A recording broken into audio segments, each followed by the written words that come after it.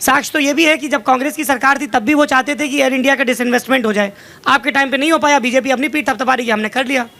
अरे कहना क्या चाहते हो? देखिए, दो तरीके हम लोग चाहते थे, तो वो भी करना चाहते थे ये अपना जीएसटी लागू। लेकिन आप समझिए, एक चाकू होता है, उससे जो डॉक्टर होता है वो किसी का इलाज कर देता है, उससे ही दूसरा आदमी होता है किसी की हत्या कर देता है। तो बीजेपी जो है वो हत्या करने का काम कर रही है।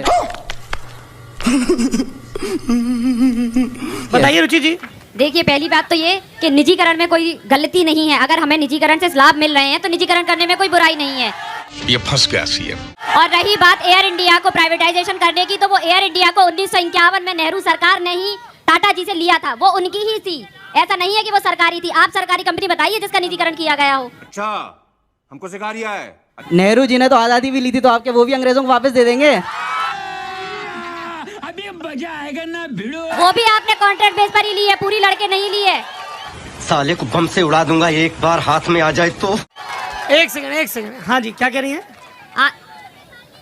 वही मैं बता रही हूँ कि ये भी 99 साल की लीज पर ले पाए थे आप। अगर आप में इतनी कुब्बत थी तो पूरी आजादी लेते ना। उस टाइम क्यों आपने लीज पर ले ली? तेरा बाप यहाँ छोड़कर गया था कि तेरी माँ?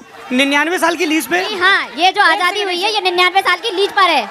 भारत कम्प्लीटली आजाद नहीं है।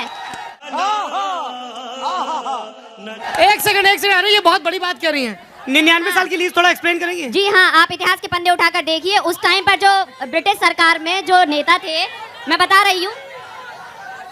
अरे सुन तो लीजिए पहले पूरी बात जी।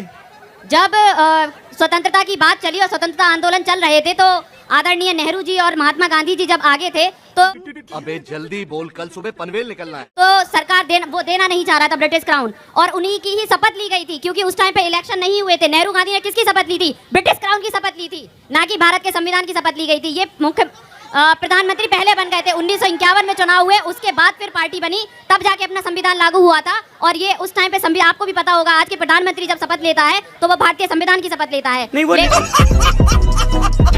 99 साल की लीज मैं बता रही हूँ, ये ब्रिटिश क्राउन ने भारत को 99 साल की लीज पर दिया हुआ है। ये कम्प्लीटली आजाद नहीं है भारत। नहीं। और ये भी कांग्रेस वालों की ही देन है जो है। एक सेकंड। मैं इसके तथ्य प्रस्तुत कर सकती हूँ आपको जी। अरे पूछने तो दो भैया। एक सेकंड।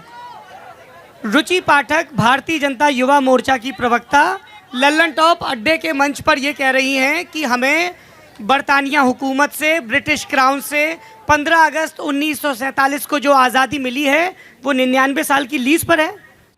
भाऊ, इस देश का क्या होगा? देश का क्या होगा?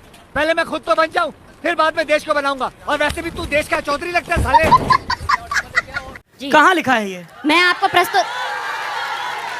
आप मुझे समय दीजिए, मैं आपको साक्ष्य प्रस्तुत कर दूंगी।